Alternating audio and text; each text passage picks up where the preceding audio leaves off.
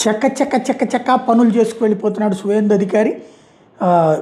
ఏదైతే బెంగాల్ ముఖ్యమంత్రి cervical cancer vaccination drive ప్రారంభించాడు. 7.5 లక్షల మంది ఆడపిల్లలకి 14 సంవత్సరాల లోపల 15 ఏళ్ల లోపు పిల్లలకి 14 ఏళ్ళప్పుడే చేసేయాల్సినటువంటిది ఫ్రీ సింగిల్ డోస్ అందరికీ కూడా 4 వ్యాక్సిన్స్ చేస్తారు.